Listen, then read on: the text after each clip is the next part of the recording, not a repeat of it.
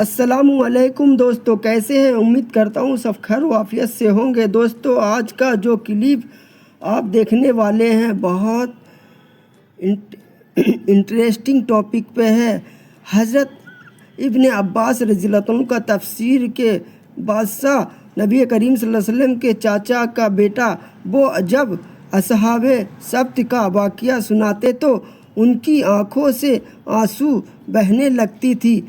دوستو، انجینئر محمد علی مرزا صاحب نے بہت بہترین طریقے سے اس کو ایکسپلین کیا ہے۔ چلو پہلے اس ویڈیو کو دیکھتے ہیں۔ اعوذ باللہ من الشیطان الرجیم، بسم اللہ الرحمن الرحیم۔ انما جعل السبت علی الذین اختلفوا فیہ۔ ہفتے کا دن تو انہی پر مقرر کیا گیا تھا کہ جو اس معاملے میں مختلف ہو گئے، یعنی ایک بات کے اوپر وہ متفق نہ ہو سکے۔ اس میں اصحاب سبت کے حوالے سے ڈسکشن ہوئی ہے، جس کا تفصیلی واقعہ ہم آلریڈی سورۃ الاعراف میں کور کر چکے ہیں۔ ایک ہی پیغمبر کے ماننے والے تھے اور ایک خدا کے ماننے والے تھے۔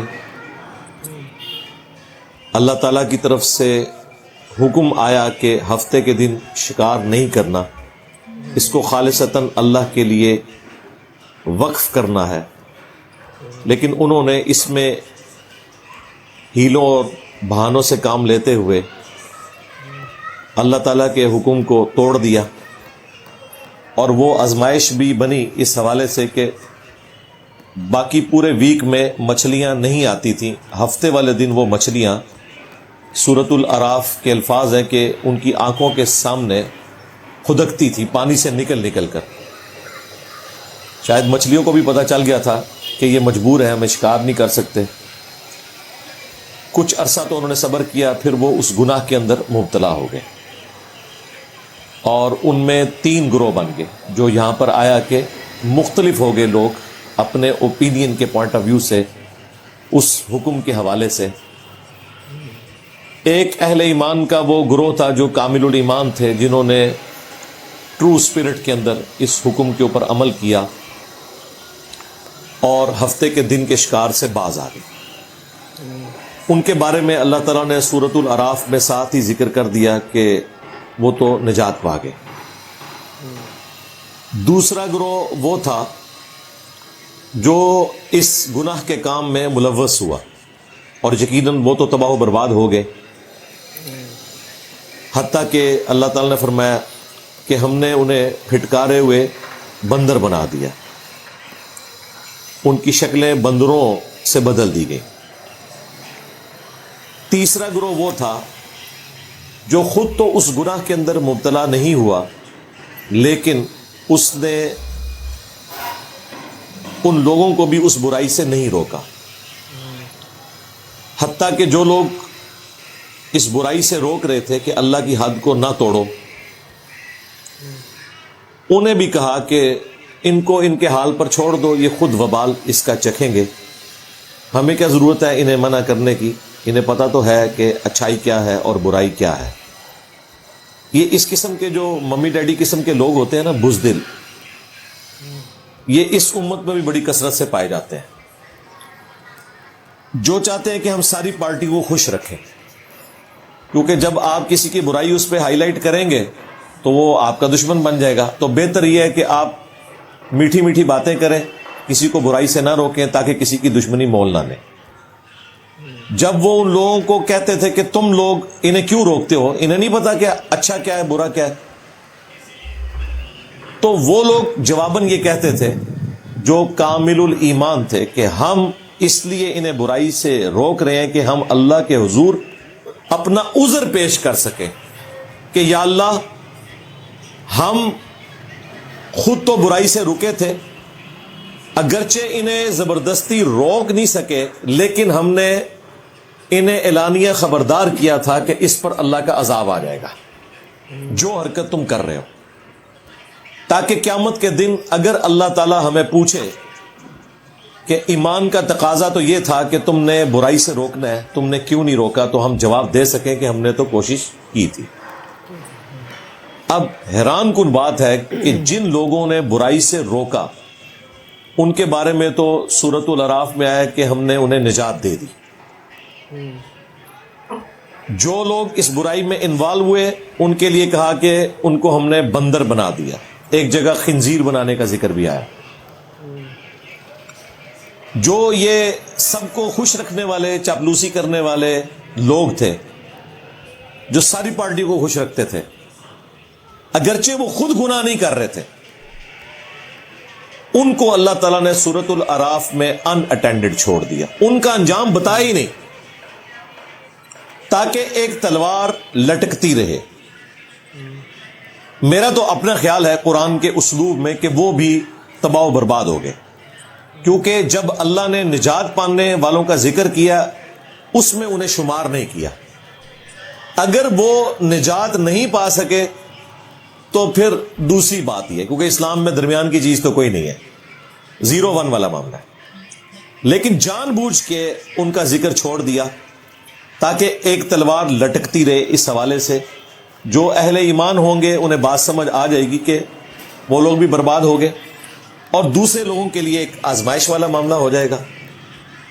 یہ بات میں اس لیے کر رہا ہوں کہ اسی کانٹیکسٹ میں المستدرک للحاکم میں بڑی تفصیلی حدیث ہے جس میں اصحاب سبت، جن کو اللہ تعالیٰ نے بندر اور خنزیر بنا دیا تھا، ابن عباس رضی اللہ تعالیٰ عنہ جب بھی یہ واقعہ بیان کرتے تھے، المستدرک للحاکم میں تفصیلی حدیث ہے،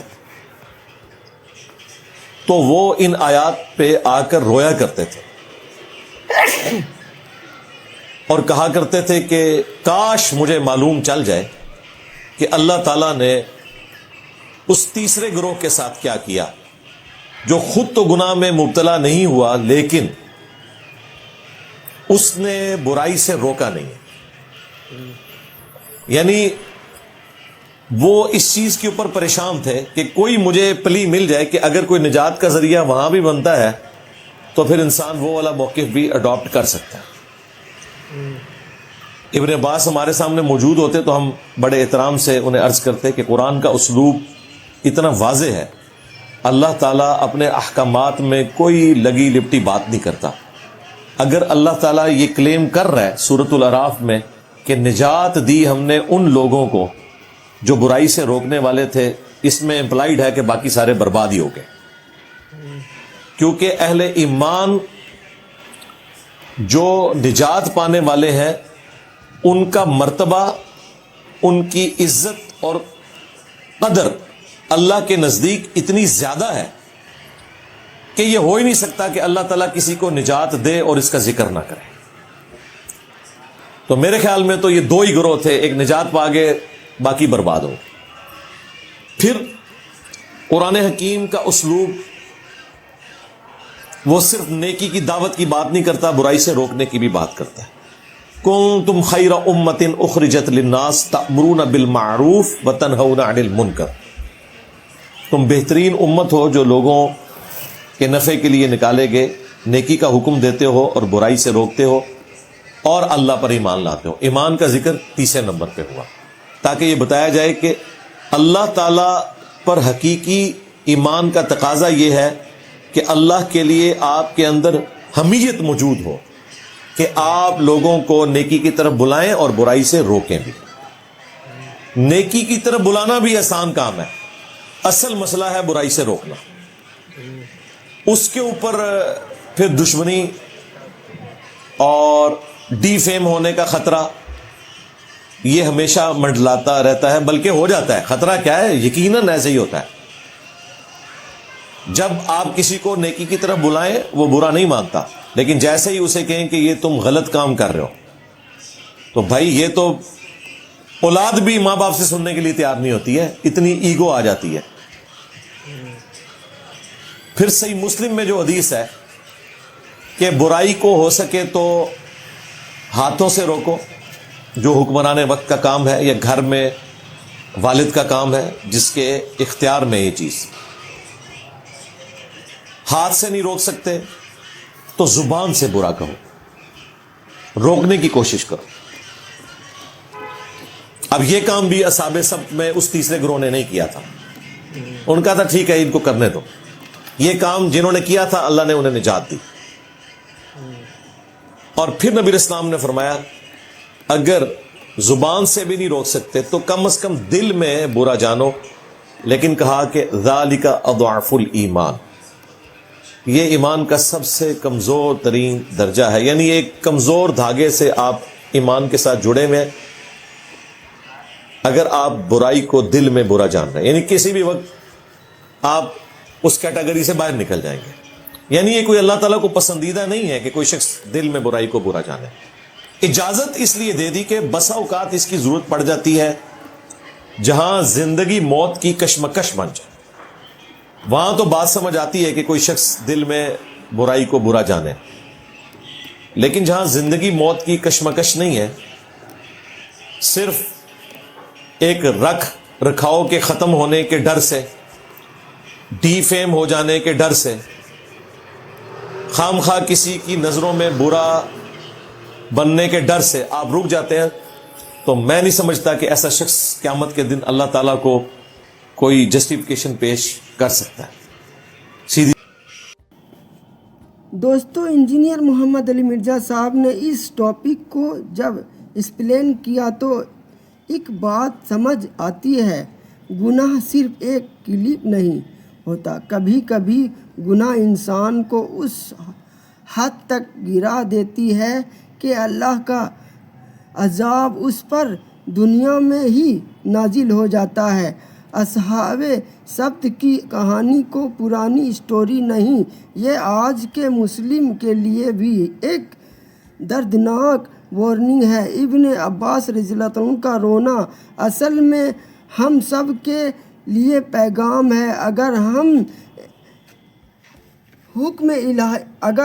ہم حکم الہی کو توڑیں گے تو عزت سے لے کر زندگی تک سب ختم ہو سکتا ہے.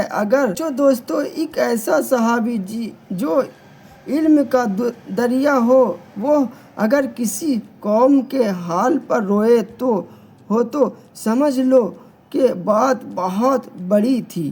اور یہ جو اصحاب سبت تھے نا، یہ وہ لوگ تھے جن کو اللہ نے آزمایا، لیکن انہوں نے حکم الہی کا ساتھ دماغ چلا کر چالاکیوں شروع کر دی، اور پھر اللہ کو عذاب ایسے نازل ہوا کہ انسان کا روح بدل دیا گیا.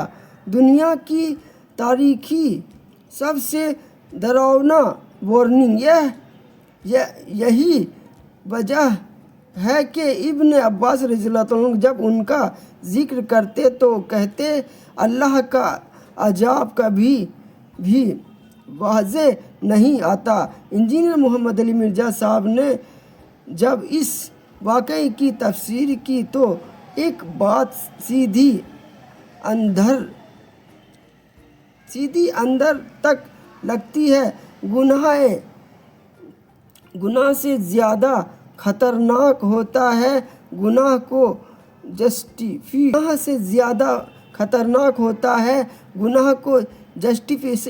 جسٹیفیکیشن کرنا. آج کے زمانے کے لوگ بھی وہی غلطی دہرا رہے ہیں.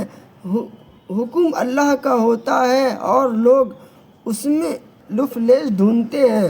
آج کا میرا ریئیکشن اس لیے اسپیشل ہے کیونکہ یہ صرف ایک پرانی قوم کی کہانی نہیں، یہ ہمارے آج کے ایمان کی لٹمس ٹیسٹ ہے. چلو اب چلتے ہیں اس کلپ کی طرف. چلو دوستو، ملتے ہیں انشاءاللہ اگلی ویڈیو میں. دعاؤں میں یاد رکھیے گا، اپنا خیال رکھیے گا. اللہ حافظ.